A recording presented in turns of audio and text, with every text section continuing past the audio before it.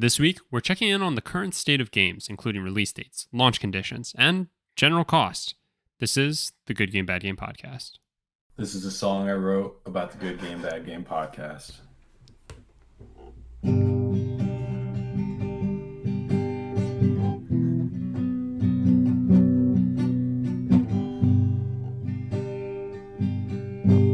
Good Game, Bad Game podcast. Hello, everybody, and welcome back to the Good Game, Bad Game podcast. I'm your host, Spencer, and with me is a man who is now a bona fide game tester. It's my co-host, Mike. Mike, how are you? Would you believe me if I said I was still getting swole with Ring Fit Adventure? Sure, I would believe that. Really? Oh, okay. And by swole, I mean like swollen, because my form is still really bad on all these workouts. And I am most definitely hurting myself more than I'm actually like building muscle. It's the thought that counts, I think, is what they say about working out. That sounds right. I mean, It's either muscle that. movement, even if negligible, is still movement, right? Right, yeah. So is that you are saying you did play some more Ring Fit Adventure this week? I did. Oh, nice. Yeah, once I took 5 days to recover from the last time I did it. It's a start, right? It's a start. It's a matter of getting on a schedule and then figuring out what schedule works best for you. One Or day so a I'm week. told. A day a week's better than 0 days a week, right? That's true. It's but more than I was doing before by 100%. So there you go. It'd be by infinite percent, right? I suppose, yeah. I mean, I don't want to get into technicalities. I'm no mathematician. Oh, it's not. Okay, so some Ring Fit. What else did you play? Yeah. So that and a little bit of Madden. Not a ton. It's All getting right. old. But, draft season. So I'm like, yeah, football. That's fair. And for science, I played a little bit of Redfall, which I had a tweet about. What day is today? I had a tweet on Tuesday about it, ready to write up a whole master's thesis on it. And said, you know what? Oh, wait, this is content. Yes, and I'm so glad you did. I'm glad I did too, because I have a little more data from. I actually played it today. Okay. Like half an hour over my lunch break. So I'll have more details. Excellent. Well, I'm looking forward to jumping into that. Anything else? No, that's it. Nice. I've fallen off of my Forza grind, which I need to get back to. Off of Forza back to frickin' Madden. Unbelievable. I know. What are you gonna do? Habits die hard. Well, nice. Very cool. Well, we can basically jump right into stuff because I didn't really play too much this week. I wrapped up a couple of platinum trophies before they leave PlayStation Plus in Dreamfall Chapters, which is that like Telltale type game that's not quite as good as Telltale. But I finished that up, and then I got the platinum in Kona. I do actually plan to platinum the PS5 version of it as well, because I'm obviously gonna try and get 2 plats for the price of 0. But really actually enjoyed that game. Like I think I said it last week, but would recommend it. It's a good game. It's quite enjoyable, fairly casual too. So definitely would recommend it. But yeah, other than that, I think I said it a couple of weeks ago. I started playing the game called Graveyard Keeper, which is like a management sim game. And that's really the last game leaving PlayStation Plus that I'm going to try and get through. But if I don't, I actually could see myself buying this game. It's very fun, very satisfying. It just like scratches that typical management simulator itch that I typically go for. Just with dead bodies. Just with dead bodies, yep.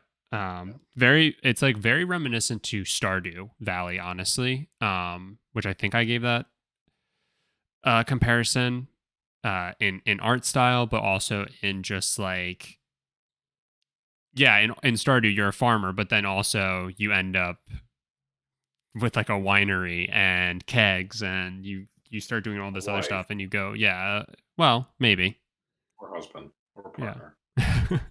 But right, like there's like so much more to it than just being a farmer, but that's definitely how it's showcased, and Graveyard Keeper is pretty much the same way. But it's very enjoyable. And then lastly, it's no surprise that I played MLB The Show, but I do actually have some very like personal growth exciting news there.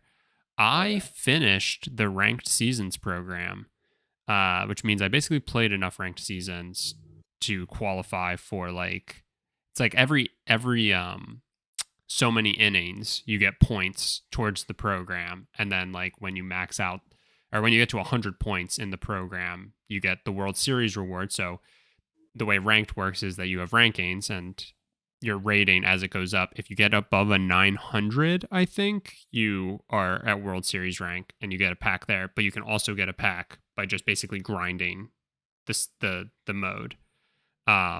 I did not reach World Series rank, and I probably never will. I got to like 500, so I was pretty happy with that.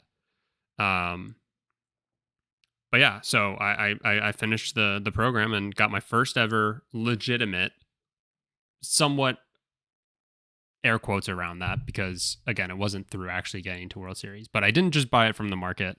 I did earn it in a way. And I'm very excited about that. I played like 20 games of ranked, I think, and I went 13-7. Nice. So I'm better than the St. Louis Cardinals, Yes. and that's what matters. So, um, but yeah, I've been keeping a cool head, which I typically can't do in multiplayer games when I'm playing against an actual other human being, because I can't stand somebody being better than me. Uh, but yeah, so that's a little like personal news. That goes a little bit deeper than just playing MLB The Show. But that's really it for me for my week. I'm proud of you. Thanks, buddy. I appreciate that. I'm here for it. And when anytime I would lose, I would of course go and immediately play like a game against the computer on the easiest difficulty and just absolutely demolish it, which is actually worse for you because it gets your timing thrown off. It's fine. I don't want to get into it. What I do want to get into is we kind of have a lot of stuff to talk about this week, and it all kind of revolves around Redfall, and we've talked about Redfall just a couple weeks ago, but it stems from Redfall, I'll say. But there's been just a lot of different things that kind of follow the same path. It's a lot of stuff we have talked about in the past, some new points to bring up, and I do want to just say at the top when I said about the cost of video games, I didn't mean the fact that we now pay $70 for some games instead of $60. I'm instead talking about the cost of actually making the game,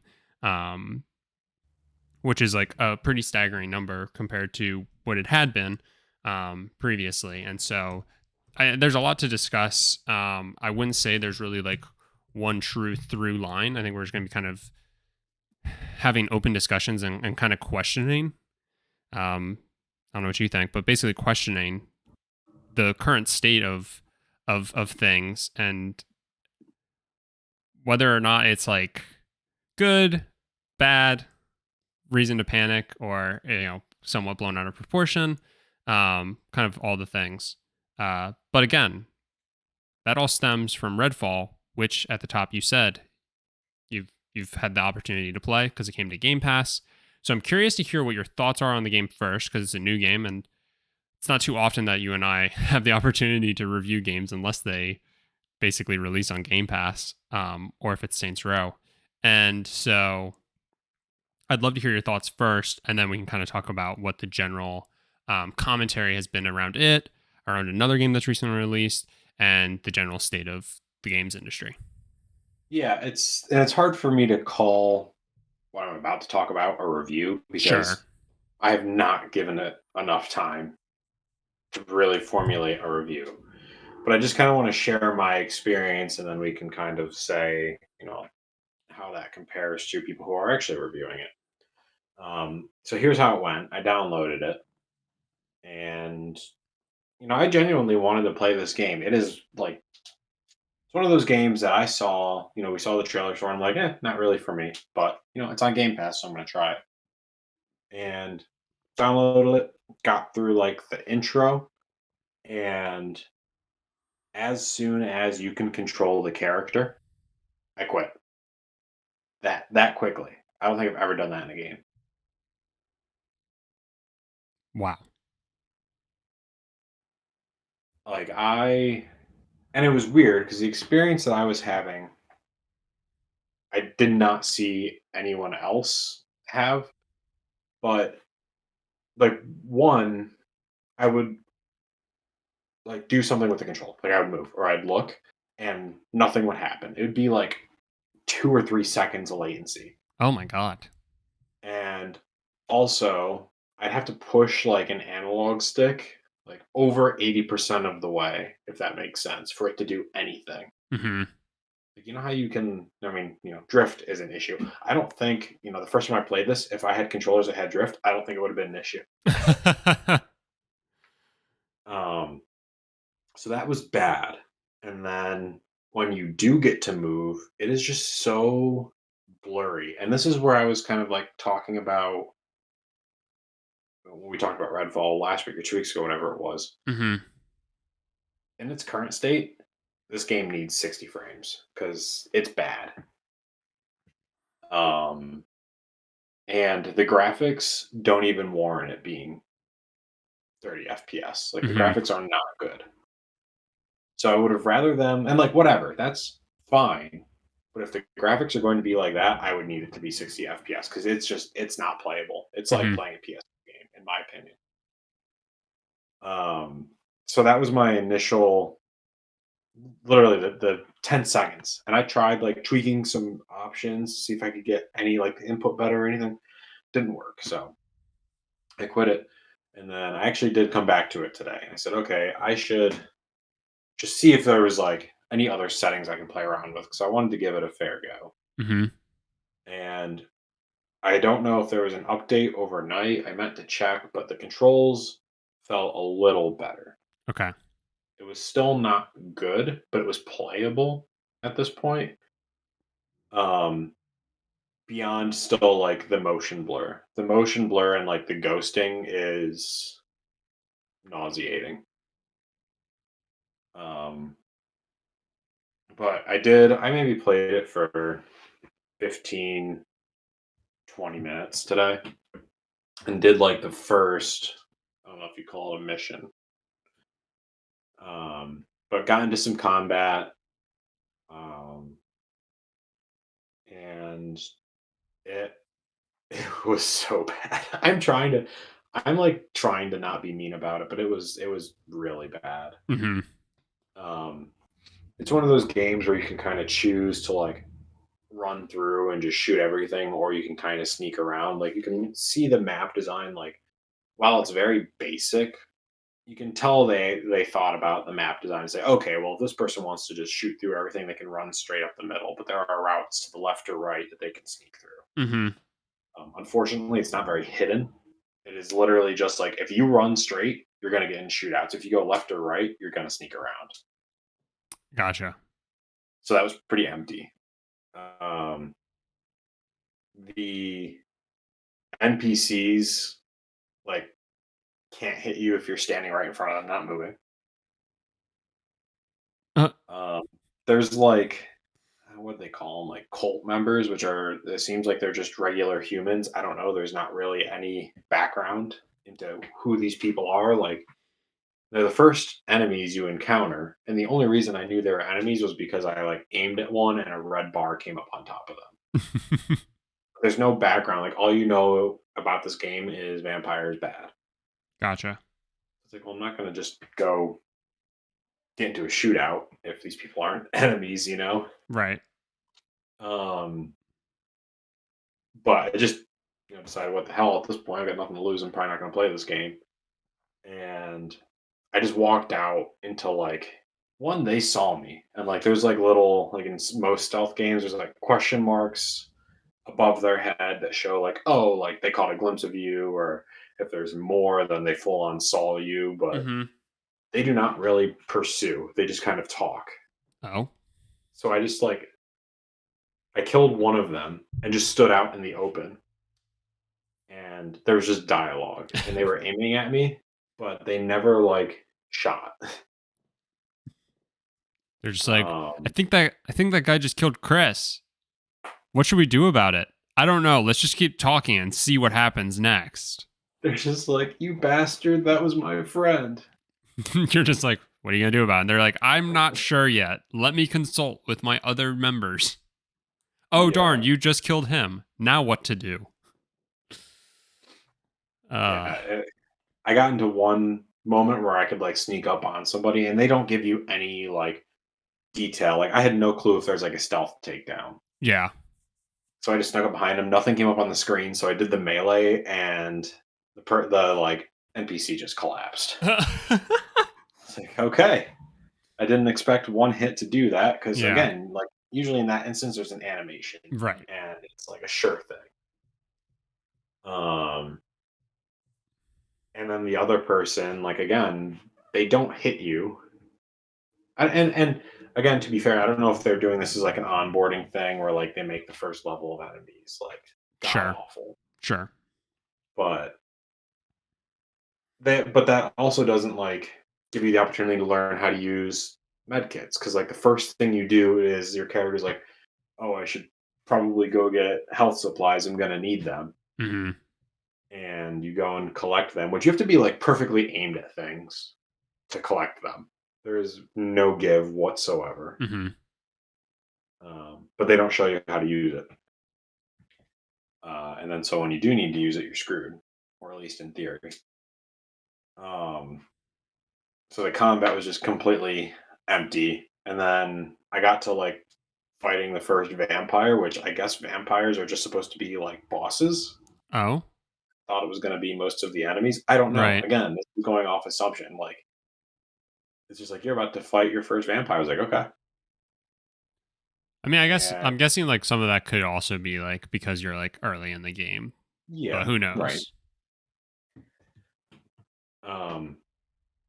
But that was just a weird battle. Again, wasn't difficult. The most difficult thing was that it just like teleported through walls. And you're like, okay, is this like, are they supposed to be able to do this? Or, mm-hmm. Yeah, it was just very, very shallow. Yeah, so I don't know. It's not good. It's really not.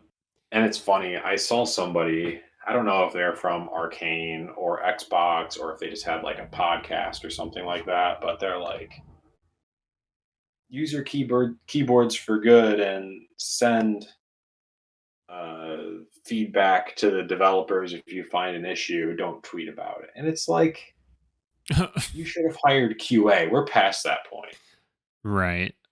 Yeah. Or like, and I saw someone else who made a good point, who said all they had to do was slap game preview on this game at launch.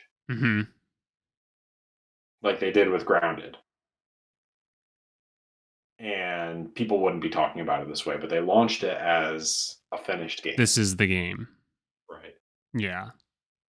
So I understand your sentiment, but we are well past that point. Exactly. Yeah, and it sucks because that's kind of what my joke alluded to at the top when I introduced you as a bona fide game tester, is that like this is like literally how, you know, gamers, non-derogatory, are treated.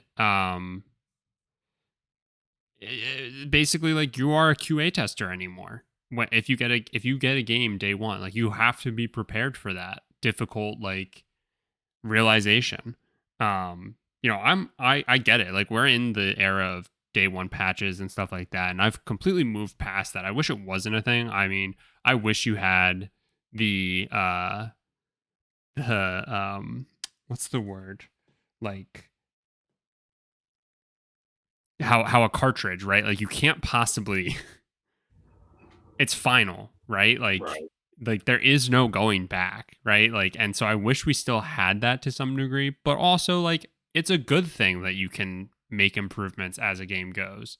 It shouldn't need improvements day one, but whatever, right? That's the world we live in with being able to be connected and stuff like that. But yeah, this is just like getting out of hand, with the sense that like just games are just flat out broken and unplayable, and it goes to the conversation of just like why we shouldn't keep saying release dates, right? Until a game is just actually done. Like, and that was kind of the sentiment that we brought up with around Redfall and the whole like 30 FPS thing. It's just like, I don't know. I personally don't know how much the whole 30 FPS versus 60 FPS bothers me. What bothers me is that they're saying that they're going to add it in, and it's just like most people are going to feel like that should just be in the game, and that's been like the current thing, right? Is a performance and a quality mode and stuff like that, and it's just like just push it back. Just push it back. You're already saying you're going to add it in, so why not just wait to release it until it's in? Why rush and now have this mess that we're looking at? And I've seen like I think I've seen one, I'll say good reaction to the game. And that was from kind of funny. I want to say it was Snowbike Mike who was talking about it. They had a small little Twitter video about it. And he said that the game is like fun, but it just has so many issues. And like those two things can be true. But that's like the only like positive thing I think I've seen for it. Everything else has just been fairly negative. I don't know. I think I've seen a lot of reviewers playing it on PC. Does that make it better?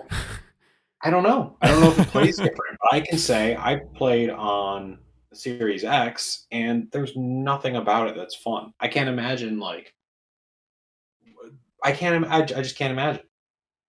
Yeah. I don't know. I've seen people who are like playing on the hardest difficulty and are saying like these NPCs are still awful. There's no challenge. It's just such a shame because it was a game that like we had been saying now for a good bit that was just like felt like a game that would have been good for like if I had an Xbox, it would be a good game for you and I to be able to play together. Yeah, it would be And so like I was excited from incredible. that standpoint. I was excited to like hear about it and see like what the general reception was, and already had a bad feeling just a couple weeks ago of how that would go, and then now here we are. Yeah, it's just been almost entirely negative. And yeah, a lot of it around basically like the AI or the NPCs in the game basically not being able to like do damage against you. I watched somebody like they basically were just walking around and doing like figure eights around a vampire that was like swinging but like never hitting them. Hmm. And that's just insane to me. That's just so insane. Um Wild. Absolutely wild that this so and like here's what's scary. So Redfall has had the release date of when did it release? Did it release the first, the second? Uh, the second, it would have been this past Tuesday. Okay, so Redfall released Tuesday. It released smack dab in the middle of Star Wars Jedi Survivor, which released late last week. I want to say that was like the 28th. I might have the date wrong, but either way, it released after that, but it releases before Tears of the Kingdom. So it was already releasing in a tough window because you're releasing between two established franchises and you're a new IP. So you really need to blow people away to dominate like the news and everything. And it has dominated in the wrong way, I would say. But with that said, it's also been overshadowed by Jedi Survivor, which has had its own issues. Right. So again, that just like brings me back to the whole thing of just like it's insane that like this is like the current state of things. Now, with Jedi Survivor, the main issue has been, I believe, with the PC release of it. I think, from what I can tell, the console version of the game is very stable, or for the most part stable, and actually runs pretty well and plays pretty well. Yeah, I've heard the same, that the console version is pretty much fine. Yes. Which brings me to an interesting tweet that happened from Del Walker in response to a PC Gamer article that basically was calling out the fact that Star Wars Jedi Survivor is getting hit with mostly negative reviews on Steam, and the tweet that they put with the article was, quote, "This now makes like the sixth AAA game to release broken on PC at launch this year alone," side one reviewer. And so, like I said, Del Walker is responding to this, but that is not a not something to take lightly. I don't know if I can rattle them all off on the top of my head, but I for sure know Last of Us is one of those games to release poorly on PC. Can you think of anything else that was this year? Oh man, Callisto Protocol was late last year, but I want to say that released really. I don't know if that it was an entire state, like similar to Redfall, or if that was just PC. I don't remember that game like ending up being good at all. Yeah. Okay. That's coming from someone who didn't play it, but I don't remember the critical review of it being good at all for any platform. I mean, I don't doubt it. I don't doubt that it's been 6, right? Like I was just trying to think off the top of my head, because that's also part of the issue, right? Is the fact that like we're just always just constantly on to the next thing and we just forget, right? The only true like launch state so terrible that really sticks out in my mind is Cyberpunk, right? Like it's always the thing that I can call back to. But there's been numerous examples since then of just terrible, just absolute fumbles at the finish line. It's just Cyberpunk sticks out so fresh in your mind because it was supposed to be the game to end all games, and then had such a spectacular failure at the same time. Yeah, it was supposed to completely change the roadmap of gaming. Right. So like that's why we keep going back to it, but it's not that important. Del Walker is a character artist for Naughty Dog, so this is somewhat taking a shot at them because of or it hits close to home, I'll say, because of Last of Us releasing poorly on PC. And they had basically an entire tweet thread. I'm not going to read all of it. Basically saying that it's incredibly hard to develop for PC because there's tons of different combinations. Whereas with two consoles, yes, the PS5 and the Xbox Series X are different, but at least you know that every single one of the consoles out there of that set should be the same. Whereas PC is kind of up to the user's discretion on how they make and change and stuff like that, right? Right. But I had a pretty major issue with, and do you have the tweet up? I think somebody said like there was like 900 plus something. Yeah, so Dell's the initial tweet is, when making a game for a console, you're making it for one set of drivers / hardware. When making a game for PC, you're making it for like 900 plus possible combinations. I promise you it's not laziness. It's just really, really, really difficult. I understand I'm not a game developer, but I can tell Yes. you that is an obscenely gross overestimation of how many combinations there are. Sure. Because Also, you're building an engine and you're basically building for an AMD or an Intel processor. Mm-hmm. And you're basically building for an AMD or an NVIDIA or an Intel at this point, because those are starting to kick up graphics processor. Like, no combination of that gets you to 900. Mm-hmm. And like, I understand games are getting more intense, but people wouldn't be these companies wouldn't be developing games for PCs if it were that obscene. So I just wanted to, I had to rebuke that, because like, I'm sure there's people who believe that, because people think you can build a PC out of anything you want. Right. But at the end of the day, every PC is more or less the same, with like a handful of different combinations. Like there's plenty of different manufacturers, but they're all built on the same body. Right. Right. And so, and like, I find the entire thread interesting. I think, like, I get it. You can say that making a video game is hard, and I'm not gonna debate that with you, right? Right. I can understand. I could understand why making for a specific console would be easier because everything is again like consistent, right? Like you know what you're getting with that console.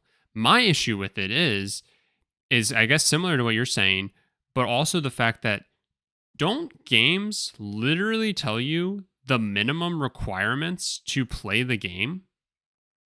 Hmm. So like I I don't really understand, you know? That's I guess kind of where it just ends with me. It's just like I don't understand how you can tell me what the least possible specs are necessary to play a game and then those don't even work, right? Yeah, and like the lowest minimum specs, at least in my experience, have almost never worked well enough to even want to play the game. Exactly. It's basically like, yes, this hardware will execute the program. Beyond that, who knows? Right. So that's all kind of bullshit in the first place. And again, I understand like they go on to say like something can look good, feel ready, and then you release it to the public and that's when certain things come up. I get that, right? And again, that's why, we can be grateful for the fact that we live in this like connected world where like updates can happen and fixes can happen and stuff like that, right?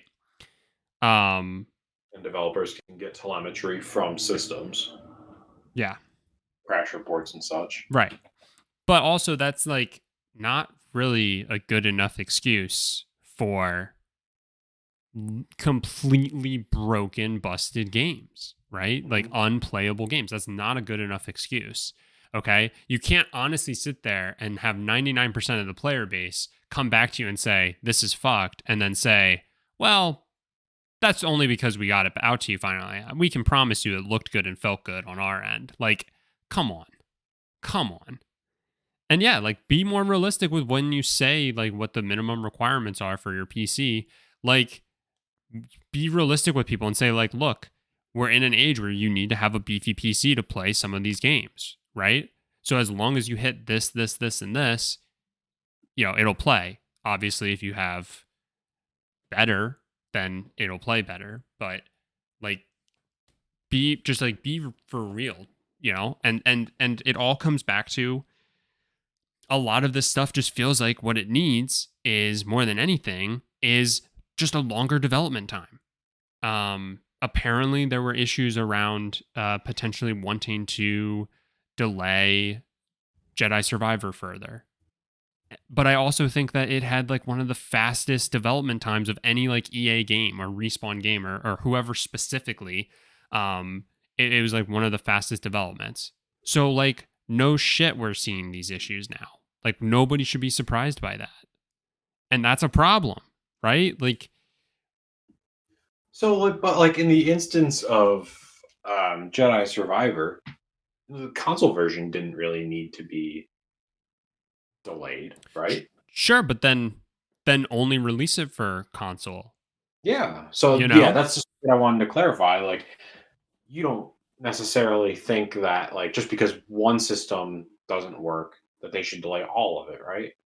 No, unless you're very particular and want it all to release at the same time. Then yeah, you should just wait. Like if you're ready to go, then you're ready to go. But if you're not willing to hear the backlash from the PC community or from the console community that the one got it before the other, then wait until they're all ready to go, right? Yeah. I think Like that's a I'm decision you can make. I'm fine with either, right? Like it doesn't matter. Like I don't think you have to, right? Like I don't think you have to delay console. But I mean, look at like what Hogwarts Legacy did, right? Like they knew that the last gen consoles needed more work. So those games, I still don't think they've come out. And the game came out in February for PS5, Series X and PC. I don't think it's out for Switch yet, which I think is supposed to come out before PS4 and the Xbox One. So it's like you So can do it. right, right. Yeah, And it's it feels like we're kind of letting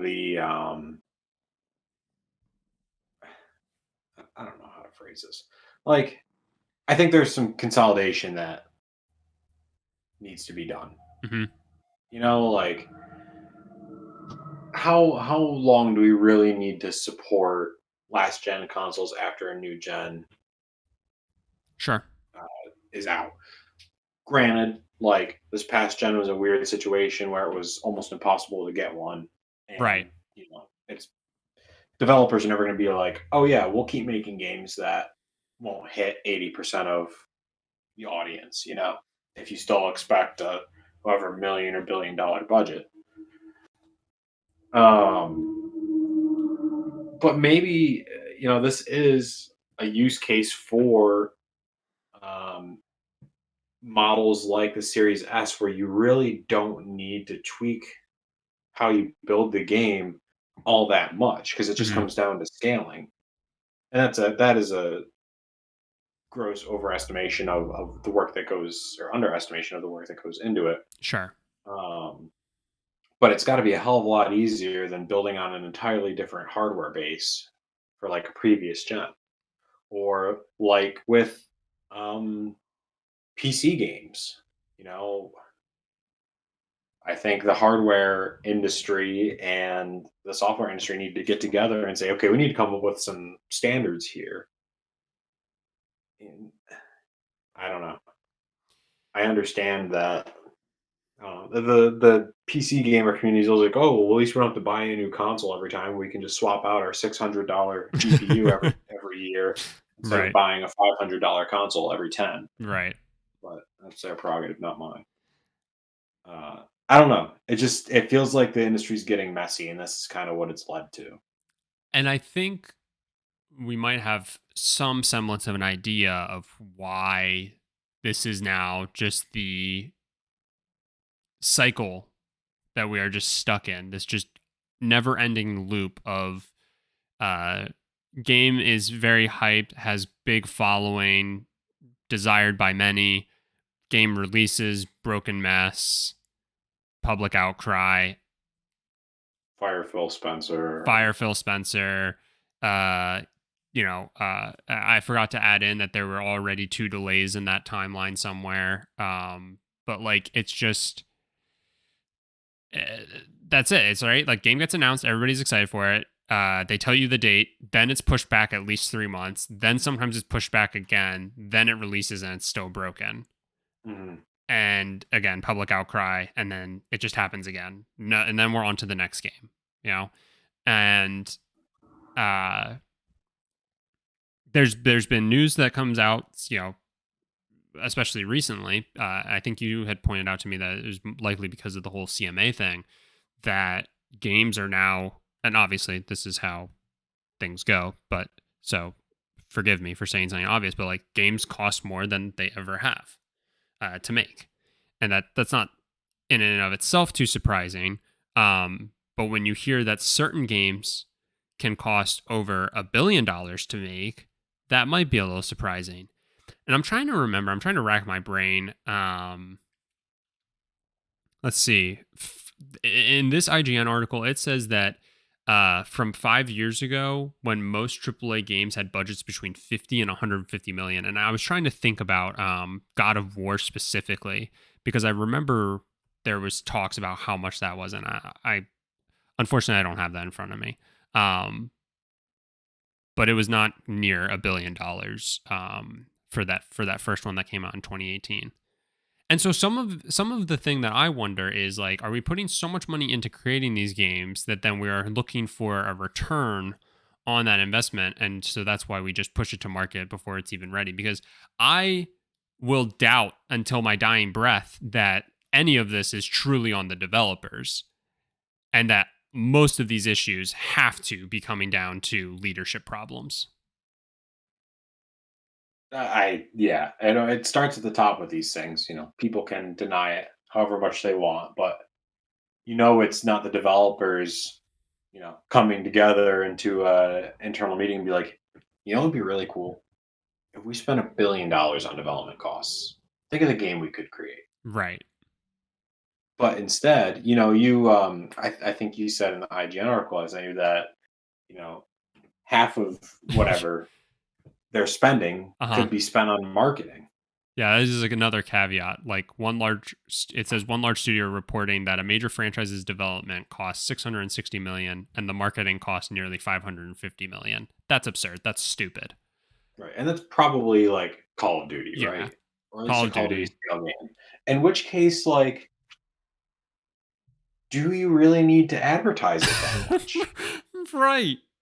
This franchise has been around since the beginning of time. And the people who want to play it are going to play it. Right. We know there's another one coming out in November. You don't need to tell me. Right. Or October, whenever it is. But by November, I'll have it in my hands if I truly want it. So that's all that And matters. and it clearly doesn't work for everybody. I mean, think about it. This was a game that you and I played, a franchise that you and I played so much years and years and years ago. And we see the advertising. There's no way around it. Hmm. You can't avoid it. And yet none of that has ever made me been like, you know what? Yeah, I'm gonna jump back into this. The only thing that has is word of mouth. I Right. had like a short Warzone stint. That's because I wanted to play with my brother. And that was a lot of fun, but it wasn't your advertising budget that got me into the game. Right. And it wasn't the advertising, but oh, wow, fumbled on those words. It wasn't the advertising budget that got your brother into the game. Right. Call of Duty is a mammoth of its own at this point. It's its own living, breathing thing. We know it exists. It's impossible not to know. Now a lot of that advertising I'm sure is paying like influencers to play the game. Could be some of Right. it, sure. Yep. I'm sure that money is to some degree worthwhile, but like how long do you have to do that? I mean, and again, if it's a game like again, Call of Duty, like if somebody is a Warzone streamer, guess what? They're gonna play Warzone when it comes out again. Right. Right. Are you are you air quotes strong arming somebody into playing something that they were already going to do? Or at least like making sure that they advocate for the game and not give their honest opinion. Yeah.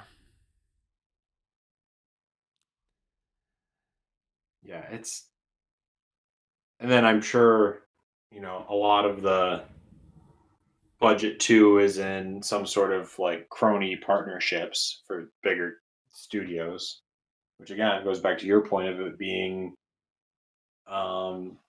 at the top.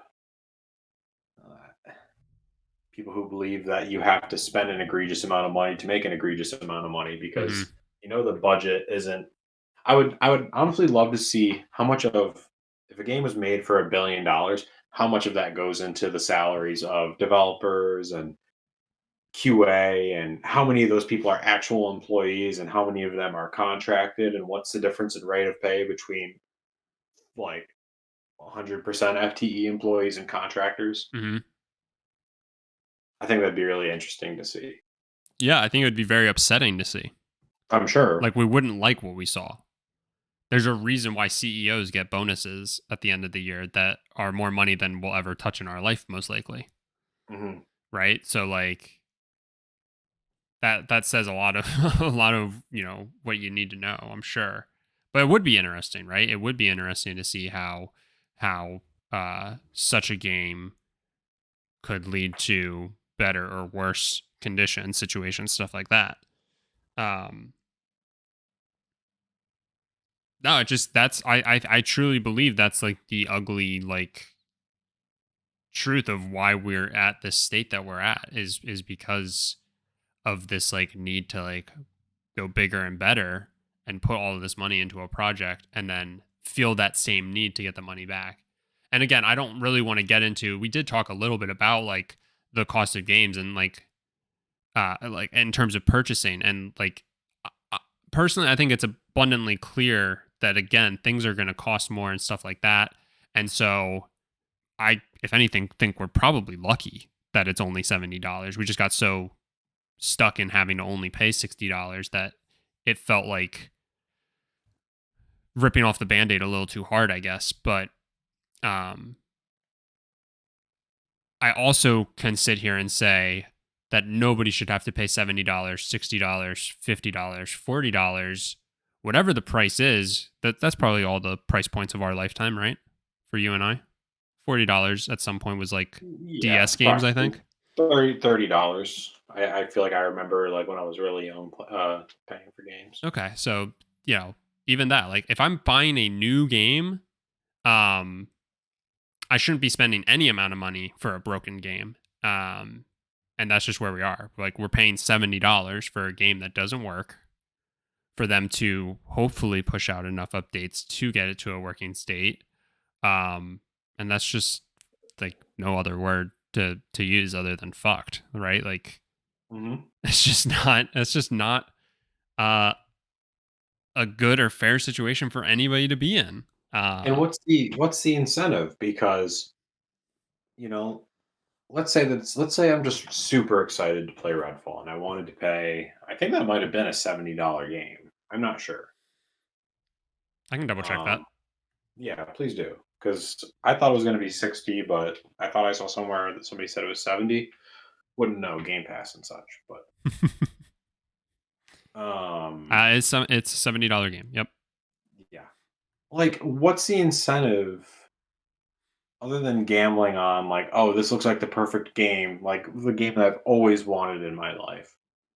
Um, to buy a new game for $70 when you know, okay, well, if I wait 6 months, I can probably get it for like 50 and there will be updates out and it'll be a much better game.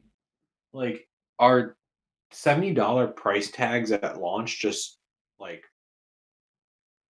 the joke of like buying a car for sticker price?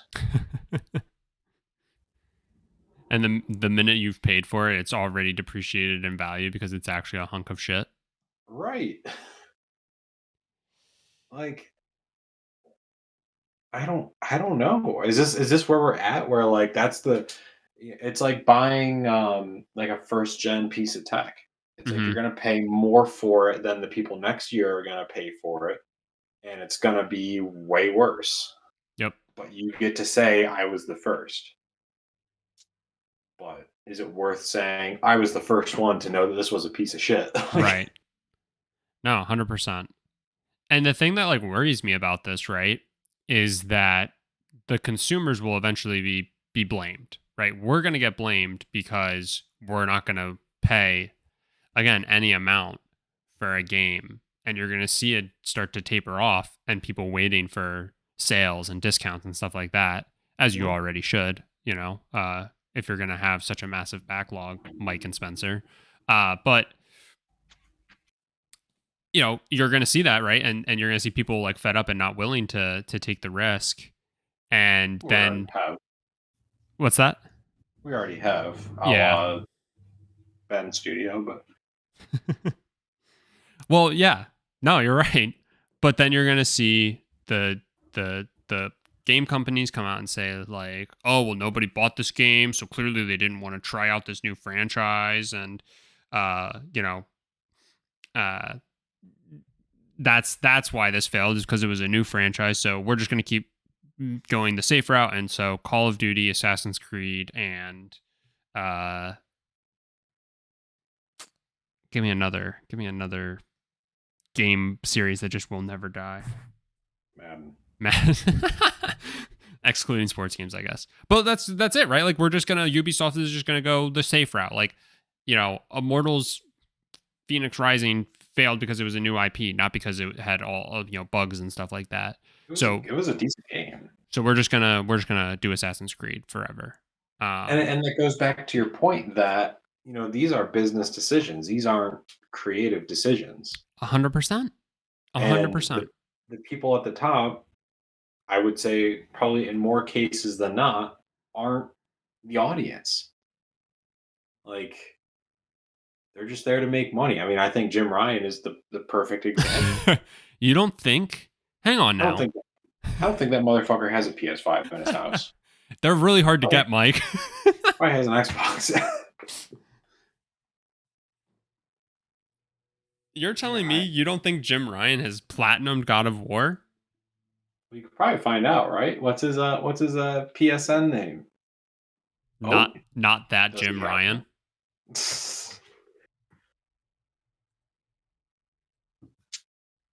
No, you're 100% right. But then you see other people like I would say Phil Spencer is a good example. I would say Mark Cerny, who's like the dweeby little Mm-hmm. square of Sony. I would say both of them are prime examples because you can tell that they both legitimately do actually enjoy and play the games that they push for their company, right? Like Cerny's constantly posting platinums that he got. Spencer, I want to say, was also posting like getting like the full gamer score and stuff like that of games, and just like saying like how And proud he he was is playing like of Vampire Survivors, like not even just Xbox games, right. like Xbox only games. Yeah. You think about like people like, oh boy, do I have just all the love for Hideo Kojima, right? Like, Mm-hmm. and that man's been able to set off and kind of do his own thing with the backing of either console now. But at the end of the day, like he gets free reign to do what he wants. And you can just tell like that man doesn't just love video games. That man loves all media and he's just the coolest motherfucker ever. But like He he truly has a passion for like what he's doing and will make sure it's right. Like I don't think Death Stranding, maybe I'm misremembering, but I don't think Death Stranding had a bad launch. I don't think Death Stranding on PC had a bad launch. And that's the same. This is like the same era of like games releasing for Sony and then releasing for PC and being a mess. here's I'm glad you brought up Kojima because this is kind of the point that I would want to make is that video game development is no longer an art. You're not selling art. You're selling now. It's a software business, Mm-hmm. and software is entirely soulless. And that's why when you see people like Hideo Kojima, who frankly, I see him as more of an artist than a game developer. 100%. 100%. And he is someone that when you talk about the history of gaming is is like just such a founding figure. And I think we've lost that on the business side. And even with, I love Phil Spencer, don't get me wrong, but he's not the necessarily like the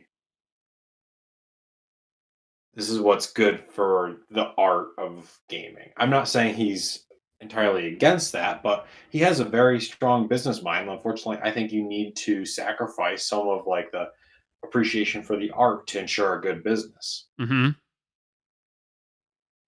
And it's not really supposed to be a shot against him. It's just that that's the state of things. That's what the standard has been set to. And I think in a different environment, I wouldn't have to say that about him. Right. 100%. No, and like I see the frustration with like Redfall and stuff, but people calling for like Phil Spencer as if he hasn't been like legitimately the best thing to happen to Xbox. Xbox is Hmm. still doing like Xbox is having its like most profitable quarters, um, stuff like that, right? And like that's not to say you like have to say like, oh well, because things had been good under him, that doesn't mean that like things can't go wrong and that like even if things were good, that you can't move on from him. But Hmm. I think it's also like completely ignorant to like just sit here and act like all of this is on him. Um, and that like these are any bad thing that comes from Xbox has to be from him. I guess in that same point, anything that's good you can't just necessarily equate to him. But I feel like he's been such a strong leader that I think calling for him to be uh moved out of the business or whatever, or like the people who are saying that Microsoft should just move on from Xbox in general. I'm just like, you have got to be out of your fucking mind.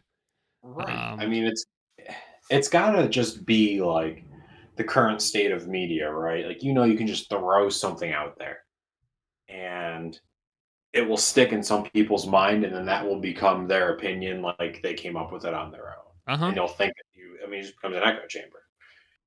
Um, And yeah, I go ahead. well, and media just loves to steer towards negativity. Right. Which I also feel like is at an all-time low or high, whichever way you want to think about it. But it's the worst. It's just like it only gets worse. Um, Hmm. it's at its worst currently. Like uh, everybody loves a negative spin on something, and it's crazy, right? Like, so people will run with the idea of canceled Phil Spencer as if he wasn't the person who brought this like whole Game Pass thing, and Game Pass has been good. But as soon as one thing goes wrong and you can possibly blame Game Pass, you do it, and like it's just tiring. It's just frustrating. Did you watch like the 6 or 7 part YouTube series on Xbox when it came out for their 20th anniversary? I don't think I did. It's it's well worth the watch because it's very candid. I mean, and Phil Spencer is basically guiding the entire conversation, and he calls out everything. He's like, you know what?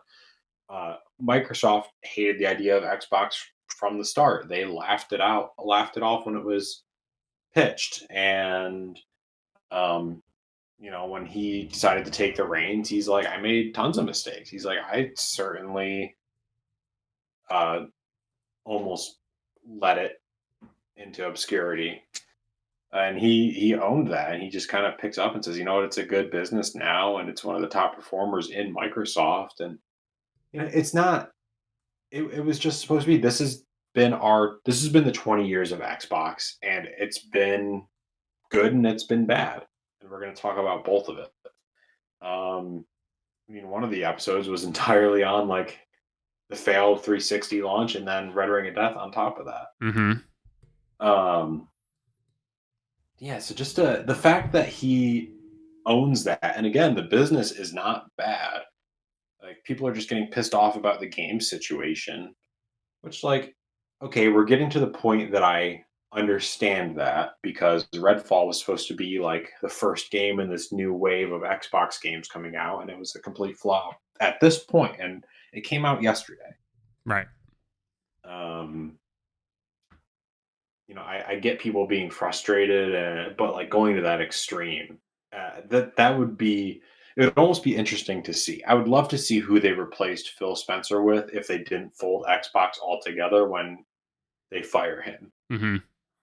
Because I assure you that will not be a grass is greener kind of situation because they're going to hire someone like Jim Ryan to come in. Right. Oh yeah, definitely. And I also just want to like say that like using Redfall as like the springboard to now start just like one, I think it's actually good to doubt games before they come out and be skeptical. That's fine. That's perfectly fine. But now Mhm. to like see Starfield has completely almost 180'd that people are just like, oh, it's gonna suck when it launches, and it's just like let's not. Again, I'm It's a perfectly. completely different team. I know. That's exactly. Like I'm perfectly fine with you saying like I think this game's getting a little overhyped because like I personally have the like cyberpunk feeling where I just get I'm nervous because it should be so massive and it should be so good. And Mhm. also just generally like Skyrim and Fallout um sometimes have some funny bugs when they first release. Um but to sit here and say that I expect it to be a fully broken game, no. I may not be surprised if that's the case. Simply because again, too big, too fast, so on and so forth. But I'm certainly not sitting here going because Redfall has had a tragic launch. Starfield definitely is going to have a tragic launch. And it's funny to hear that people say that like, oh, this is the um, Bethesda world we live in now that Xbox is pulling the This strings. was Bethesda always. Uh-huh. This was always And Bethesda. right. And it was my understanding that Microsoft was hands off with it. Yeah, They said, exactly. okay, Arcane has a good track record with this stuff. We trust them. We can give them resources if they ask for it, but other than that, we're hands off. And it's just so interesting. And that's the other reason why I don't really understand people calling for Phil Spencer's head around this. Because again, like you said, like this is Bethesda. So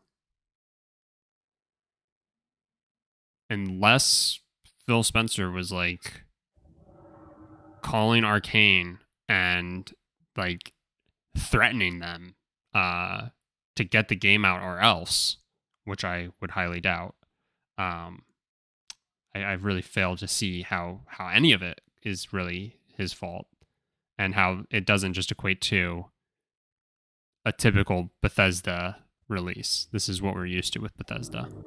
Mm-hmm. That's what I mean with like Starfield. Yeah, I certainly won't be surprised when somebody's face clips through and you're just looking at their eyeballs floating, and it's horrifying when talking to one of the NPCs, because that's tried and true. But Yeah, and to it just gives you expect it to longevity. be We've talked about that for years. yeah, but to expect it to be like in an unplayable state, like, I think that's unfair. Unless you're solely saying it based on the current state of how things have been going, which would be fair. So it's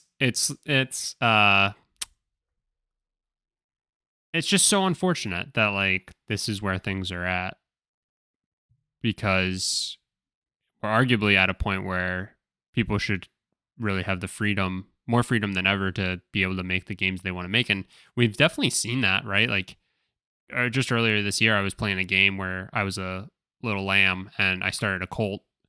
And that's just about one of the most ridiculous things I feel like you could think of outside of like Bee Simulator. Um, right. And like you just get these like, or Stray, and you're a cat, and like you get these like really awesome like projects. Um, but it feels like the bigger the company, the messier the launch, and the more likely we're just going to start to default back to the only games that you can play are just like developed franchises that are just super like void of anything new about them, and just no risk is involved whatsoever. It's safe, it's whatever, and like that's just going to be it for like moving forward to get any And sort of consistency. I don't. I'm starting to lean towards that not really being a bad thing anymore. I mean, I You know guess if what? the game works, yeah, but like, Yeah, right.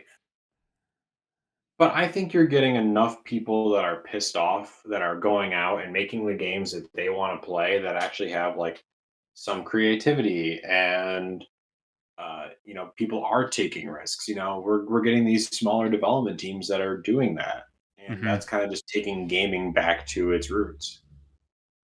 So, if the big corporations want to keep pushing the same shit every year, then whatever. Because I think it's inspiring a lot of smaller developers and artists to actually like build these really creative, fun games. I agree. As long as we keep seeing a rise in the indie, dev or small team game, and we keep seeing the passion projects come out and they continue to be received well. But Hmm. I guess I'm also still stuck in my preconceived notion that people are quick to ignore a game that doesn't look like Call of Duty, or doesn't have an open world like Skyrim, or and if enough people aren't willing, because most indie games aren't going to be able to have a $500 million budget for marketing. That's a Hmm. guess. I guess I truly don't know that, but that's just a guess that I I feel pretty safe saying, like 50-50. So, ah, boy, oh brother, I'm going to title this an honest discussion around games. Yeah, that's really what it turned into. And again, it like I somewhat feel bad, because I do feel like this is a lot of stuff we've already said, but at the same time, it is a little different. Until the industry gives us something good and happy and fun to talk about, like just kind of where it's at. Yeah, I need Elden Ring to send Let Me Solo Her another sword or something cool for us to talk Yeah. about. um all right. Well, I think that does it. Unless you have anything else you want to say. I don't. All right. Well, I appreciate y'all for listening. Let us know what your thoughts are on the current state of things.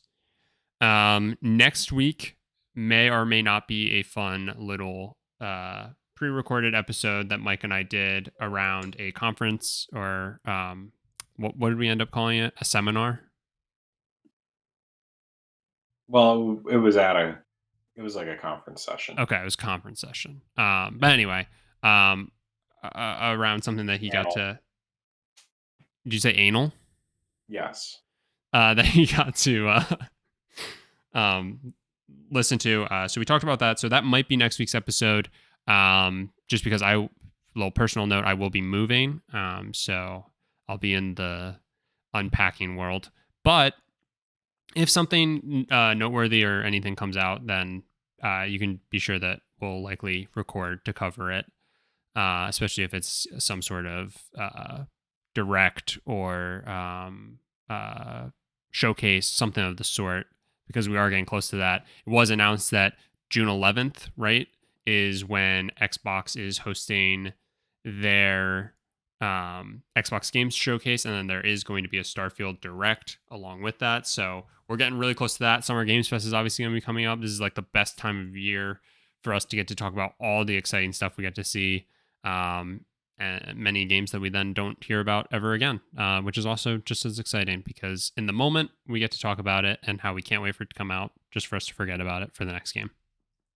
But we're getting close to that, so there could be something like that next week that we end up recording an episode for.